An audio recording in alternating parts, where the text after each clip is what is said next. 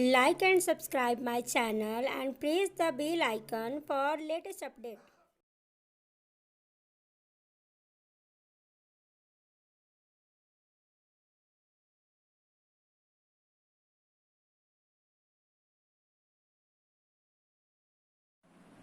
Good morning friends, संकल्प educational institute के YouTube channel में आप सभी का हार्दिक स्वागत है। आप हमारे वीडियो को लाइक करेंगे और इस चैनल को सब्सक्राइब करेंगे ताकि आपको हर वीडियो का लेटेस्ट अपडेट मिलता रहे। तो चलिए, जो अगले वीडियो में हम लोग पढ़े थे सेकेंड लेसन का वर्गीकरण का पार्ट, उसमें आज सेकेंड पार्ट है जीवों में विविधता का, जिसमें हम लोग पढ़ेंगे पादप जगत का। आज का टॉपिक है क्लासिफिकेशन ऑफ प्लांटिंग, यानी पादप जगत का वर्गीकरण। पूरे जो प्लांट्स हैं उसको हम लोग कैसे क्लासिफाई किया गया है इन्हें, इसका अध्ययन करेंगे और उनके कैरेक्टर्स, उनके लक्षणों का अध्ययन करेंगे। सबसे पहले प्लांटिंग को कैसे वर्गीकृत किया गया, इसका आधार क्या लिया गया। जो किंगडम प्लांटी है, किंगडम प्लांटी को विभाजित करने का या वर्गीकृत करने का आधार सबसे पहला था कि उनके बॉडी डिफरेंशिएट है कि नहीं है। पहला नंबर शरीर, प्लांट बॉडी, रूट, स्टेम और लीफ, ऐसे कहना है कि पौधों में जड़, तना और पत्तियों में विभेदित है कि नहीं। अगर नहीं है तो उसको एक अलग दिया गया, ग्रुप अलग समूह में रखा गया, थैलोफाइटा, जिसमें आता है सेवन और लाइथिन। याद रखिएगा, एग्जाम्पल में यहां तक इसका डिटेल्स पढ़ाएंगे। इनके बॉडी डिफरेंशिएट नहीं, इनके शरीर जड़, तना और पत्तियों में विभेदित नहीं।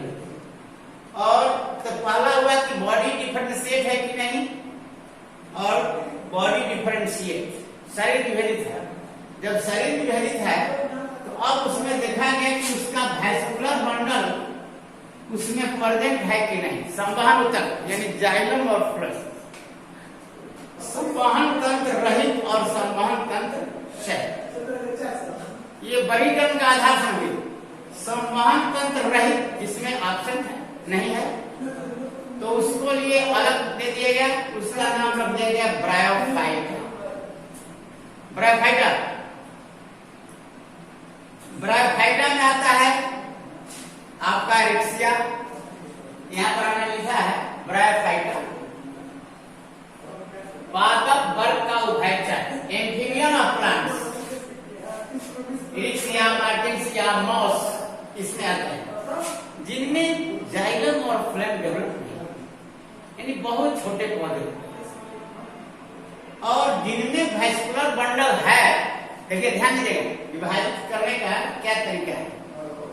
पहला देखना है कि उसका शरीर प्लांट का, जिसमें रूट, स्टेम और लीफ है कि नहीं। अगर नहीं है तो उनको कह देंगे किसमें, थैलोफाइटा, थैलोफाइटा ग्रुप। अगर है तो अब देखेंगे कि उसमें वैस्कुलर बंडल प्रेजेंट है कि नहीं। अगर वैस्कुलर बंडल नहीं है तो उसको थैलोफाइटा। वैस्कुलर बंडल है तब देखेंगे कि वह प्लांट बीज बनाता है कि नहीं, यानी जब फ्रूट होगा तभी बीज होगा। बीज और बीजाणु, याद रखेगा, अंतर है उसका। तो बीज रहित यदि है तो उसको रखेंगे किसमें, टेरिडोफाइटा। अगर उसमें बीज बनता है, बीज है, तो अब देखेंगे कि उसका बीज नेकेड है कि इनक्लोज इन फ्रूट, नग्न है कि वह फल के अंदर है, ये देखना है। अगर नग्न बीज तो उसको कहेंगे जिम्नोस्पर्म। अगर वो बीज फल के अंदर है, उसको क्या कहेंगे? एंजियोस्पर्म। और एंजियोस्पर्म में हम इसको बीज को देखेंगे कि उसके बीज में दो दाल है कि एक दाल। डाई कॉटिलिडन्स और मोनोकॉटिलिडन्स, याद रखना। डाई मीन्स दो, मोनो मीन्स एक। जैसे मकई देखिए उसमें एक ही है, लेकिन चना देखिए उसमें क्या है?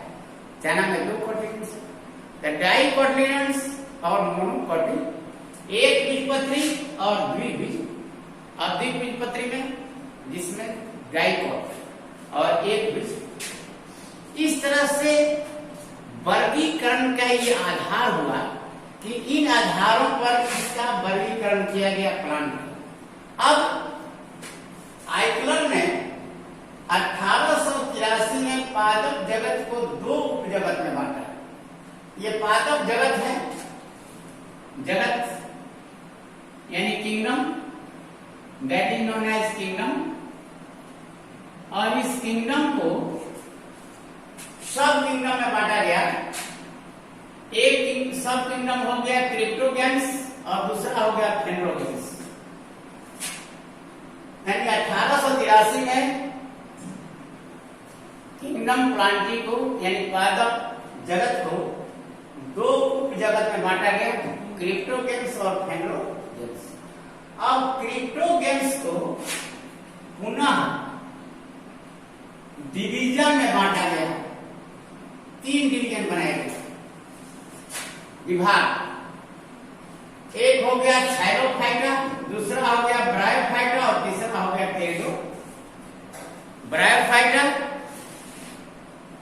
थैलोफाइटा, टेरिडोफाइटा, यही है। थैलोफाइटा, ब्रायोफाइटा और टेरिडोफाइटा, ये तीनों को मिलाकर क्या कहेंगे? क्रिप्टोगेम्स। क्रिप्टोगेम्स। अब जो दूसरा है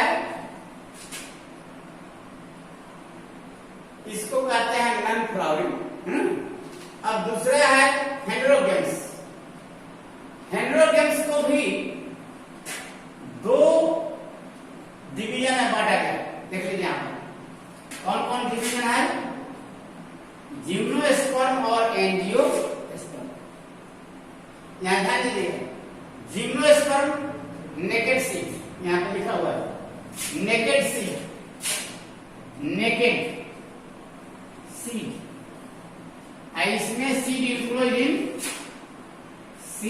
enclose in fruits, in fruit में सीड इनक्लोज है, नग्न बीज। यहां पर जो फेनरोगेम्स है इसको दो डिवीजन किया गया, एक है जिम्नोस्पर्म, दूसरा है एंजियोस्पर्म। अब आइए थायरोफाइटा, ब्रायोफाइटा और टेरिडोफाइटा। अब इनका हम अलग अलग अध्ययन करेंगे। एंजियोस्पर्म को दो भाग में आप कर दीजिए। एंजियोस्पर्म में आ जाएगा डाइकॉट और मोनो, द्विबीजपत्री और एक बीज, ठीक है। तो इस आधार पर वर्गीकरण किया गया। अब इसमें एक एक के बारे में हम लोग अध्ययन करेंगे। सबसे पहले चलेंगे थैलोफाइटा के बारे में। क्या लक्षण है थैलोफाइटा का? तो पहला लक्षण यह है कि इनके बॉडी डिफरेंशिएट नहीं है इसमें, यानी इसमें न रूट, स्टेम और लीफ नहीं पाए जाते। बहुत सिंपल स्ट्रक्चर्स प्लांट का, ग्रीन है, भोजन बना सकते हैं, लेकिन इनके बॉडी जड़, तना और पत्तियों में विभाजित नहीं होते। ये सभी शैवाल इसमें आते हैं, शैवाल। और दूसरा लाइकेन। अब लाइकेन के बारे में आपको समझना है कि लाइकेन क्या है। लाइकेन एक सहजीविता प्रदर्शित करता है। ऐसा संबंध है कि कवक और शैवाल दोनों एक साथ रहते हैं। मौजूद इसमें शैवाल जो है नमी, खनिज, लवण तथा आश्रय इसको प्रदान करता है। और शैवाल क्या करता है? भोजन का निर्माण कर कवक के काम आता है। भोजन का निर्माण करेगा और वो कवक खाएगा। लेकिन भोजन के निर्माण की सारी सामग्री कौन देगा? कवक देगा। रॉ मटेरियल्स, भोजन बनाने के लिए जो सामग्री की आवश्यकता है वो कौन सप्लाई करेगा? कवक। यानी दोनों का ऐसा संबंध है, म्यूचुअल संबंध, दोनों को एक दूसरे से लाभ है। यानी शैवाल की कुछ जातियां कवक के साथ एक अस्थायी अंतर संबंध बनाती हैं, जिससे सहजीविता कहते हैं। प्रश्न पूछा जा सकता है, सहजीविता का उदाहरण दीजिए, सहजीविता किसे कहते हैं? तो उसका उदाहरण है लाइकेन। ये कहाँ मिलता है आप देखेंगे? पेड़ों की छालों पर, पत्थरों पर, पुराने दीवारों पर धब्बों के रूप में जो दिखाई पड़ता है वो सब क्या है? लाइकेन। तो ये हो गया थैलोफाइटा। अब चलिए दूसरा है, दूसरा क्या है? ब्रायोफाइटा। अब पूछा जाता है कि किसे कहते हैं पादप वर्ग का उभयचर? किस को कहा जाता है पादप वर्ग का उभयचर? एंफीबियन ऑफ द प्लांट्स किसको कहेंगे? तो ब्रायोफाइटा। ब्रायोफाइटा में जड़ है, लेकिन इसमें क्या है? संवहन ऊतक नहीं पाया जाता। ये इसका कैरेक्टर्स है कि ये पौधे भूमि पर नम और छायादार स्थानों पर पाए जाते हैं। इन्हें पादप वर्ग का उभयचर कहा जाता है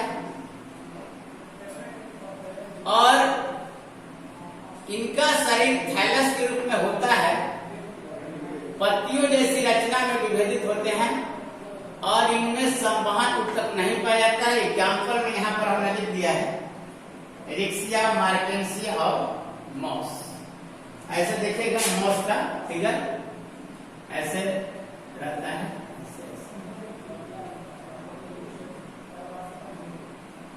यहाँ कैप्सूल बन जाता है, कैप्सूल। ये सब मॉस का फिगर, ये मॉस है। एरिक्सिया में ऐसे ऐसे होता है। ये रचनाएं हैं। आप देखेंगे एरिक्सिया में कि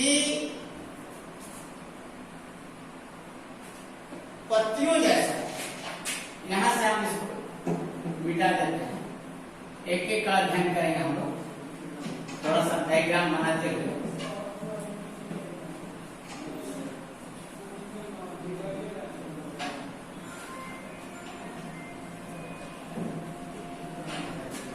चलिए आगे हम लोग बढ़ते हैं टेरिडोफाइटा में। तीसरा है टेरिडोफाइटा। टेरिडोफाइटा में क्या है? संवहन ऊतक है, तना, जड़, पत्तियां पाई जाती हैं। जैसे आप देखिएगा ऐसे निकला रहता है। फर्न देखे होंगे, फर्न की पत्ती, ये फर्न की पत्ती जो है, फर्न की पत्ती आप देखे होंगे कि इस तरह का फर्न।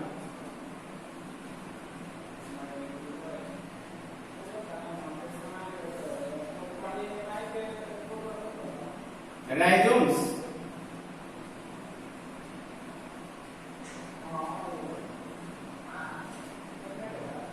ये फर्न है। टेरिडोफाइटा में पौधे का शरीर जड़, तना, पत्तियों में विभेदित है। संवहन तक मौजूद है, छायादार नम स्थान में पाए जाते हैं, इतना याद रखना है। और ये पौधों में बीज नहीं बनता है, यही याद रखना है, मेन पॉइंट यहाँ पर। बीज रहित सीडलेस प्लांट, यानी इसमें स्पोर बनते हैं। ये जो पत्ती है ना, यहीं पर इसी पर स्पोर, ये पत्ती है, ये पत्ती है, ये स्पोर, बीजाणु, यानी सीड नहीं बनता है। ये जो है सीड नहीं बनता है, सीड नहीं बनता। तो ये हो गया आपका क्या, टेरिडोफाइटा का। और तीनों को मिला करके क्या कहेंगे, क्रिप्टोगेम्स। किसको किसको, हेलोफाइटा, ब्रायोफाइटा और टेरिडोफाइटा। अब आइए हेटेरोगेम्स। हेटेरोगेम्स में कौन है, हेटेरोगेम्स में है, इसको दो डिवीजन में बांटा गया, कौन कौन, जिम्नोस्पर्म और एंजियोस्पर्म। जिम्नोस्पर्म, जिम्नोस्पर्म और एंजियोस्पर्म। सबसे पहले जिम्नोस्पर्म पर चलते हैं। जिम्नोस्पर्म का मतलब होता है ये प्लांट जो है इसमें बीज बनेगा, और सब तो क्लियर है कि body differentiated into root, leaf, stem, ये क्लियर है। वेस्कुलर बंडल डेवलप है, लेकिन इसमें बीज बनता है। लेकिन पिकुलियरिटी क्या है, इसकी पिकुलियरिटी है कि seeds are not enclosed in fruits, यानी इसके बीज नेकेड होते हैं, नग्न बीज, यानी बीज नेकेड होते हैं। साइकस और पाइनस एग्जाम्पल में साइकस और पाइनस बड़े बड़े पौधे होते हैं, बड़े बड़े प्लांट, बड़ा बड़ा प्लांट, ये प्लांट बहुत बड़ा बड़ा,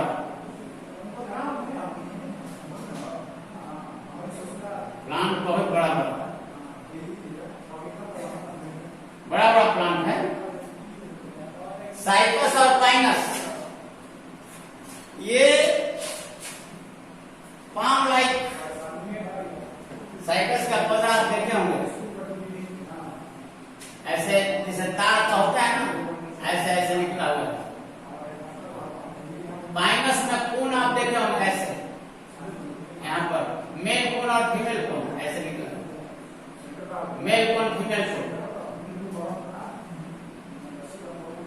मेल कोन फीमेल कोन, यही इसका रिप्रोडक्टिव ऑर्गन्स है, मेल कोन और फीमेल कोन। पाइनस पर्वतीय क्षेत्र का पौधा है, इसकी पत्तियां ऐसे होता है, पाइन नुकीला। तो ये जिम्नोस्पर्म के खास कैरेक्टर क्या है कि इनमें बीज जो बनते हैं वो क्या होते हैं, नेकेड होते हैं। अब आ जाइए आगे एंजियोस्पर्म में।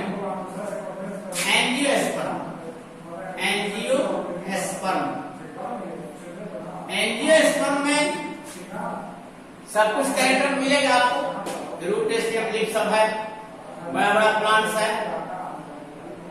लेकिन इनके जो सीड होंगे वो फ्रूट के अंदर, यही कैरेक्टर्स है। पादप जगत का सबसे बड़ा समूह है ये, इसमें बीज हमेशा फल के भीतर होता है,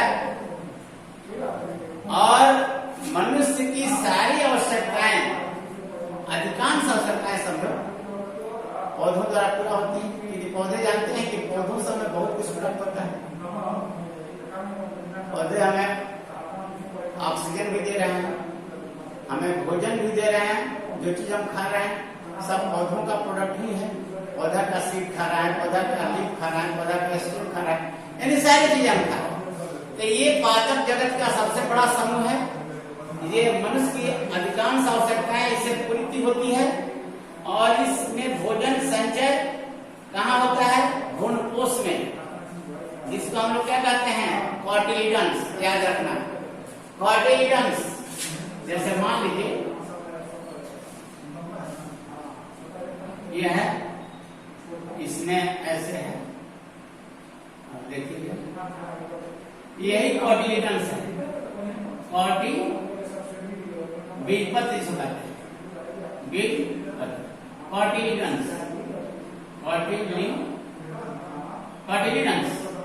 ये भ्रूणपोष को ये क्या करता है, इसमें सारे न्यूट्रिएंट्स हैं जो विकसित भ्रूण को पोषण प्रदान करता है, यानी इसमें भोजन संचित रहता है। याद रखना, भोजन संचय इसमें होता है, इसमें भ्रूणपोष में। और ये बीजपत्र की जो संख्या है, इसी आधार पर हम इसको दो भाग में बांट देते हैं। एक बीजपत्री और दूसरा द्विबीजपत्री। एक बीजपत्री और द्विबीजपत्री। डाइकॉट, मोनोकॉट और दूसरा है डाइकोटिलिडन्स और मोनोकोटिलिडन्स। अब इसकी क्या लक्षण है और इसका क्या लक्षण, दोनों को ध्यान दीजिएगा। जो एक बीजपत्री पौधे हैं, ये तो समझ गए कि एक बीजपत्री में सीड में क्या होगा, जिसमें दो कोटिलिडन्स होगा उसको द्विबीजपत्री कहेंगे, जिसके बीज में एक होगा उसको एक बीजपत्री कहेंगे। लेकिन बाहर से यदि हम देखेंगे तो कैसे पहचान लेंगे कि ये पौधा एक बीजपत्री है और ये पौधा द्विबीजपत्री? आपको बीज नहीं दिया गया, लेकिन आपको उसका जड़ मिला है, उसका पत्ती आप देख रहे हैं, उससे आप कैसे पहचानेंगे कि यह पौधा एक बीजपत्री है और ये द्विबीजपत्री है? माने क्या कैरेक्टर्स है, एक बीजपत्री का क्या कैरेक्टर्स है, द्विबीजपत्री का क्या कैरेक्टर्स है?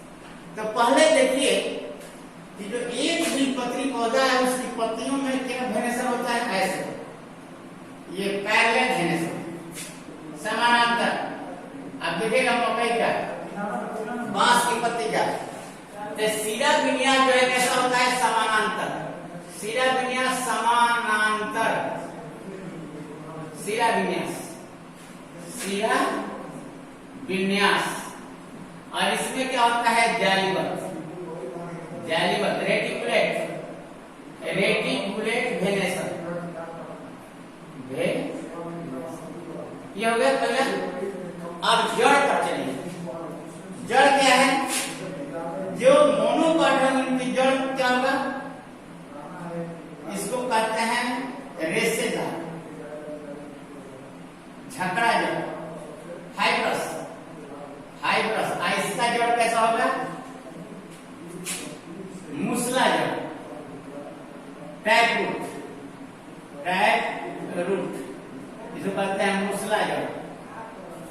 जैसे यहां से ऐसे निकला है बुझो, यहां से ब्रांचिंग है, यहां से इसमें ऐसे, लेकिन इसमें क्या है, इसमें ऐसे एक ही जगह से ये निकल रहा है।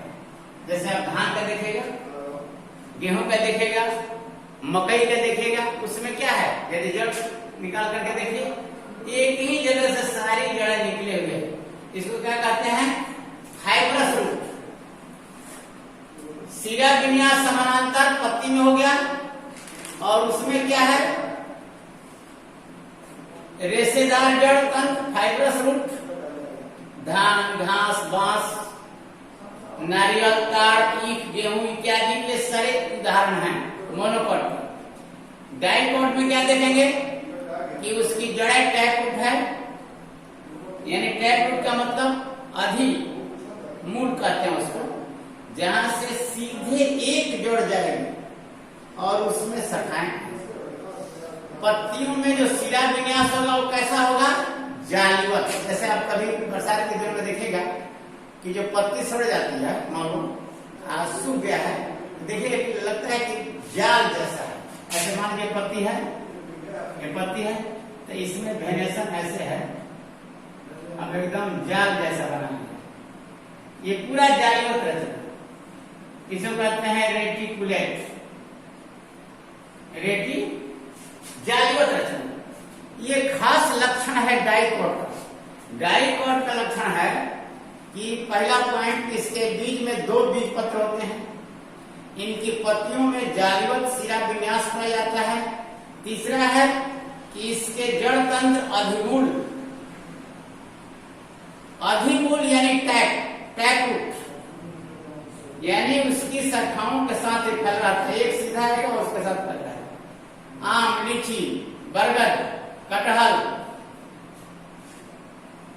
महुआ, ये सब जितना आप देख रहे हैं प्लांट पौधे, ये क्या होते हैं इसमें, ये सभी पाए जाते हैं इसमें कौन सा जड़, टैग रूट, जिसको कहते हैं मूसला जड़।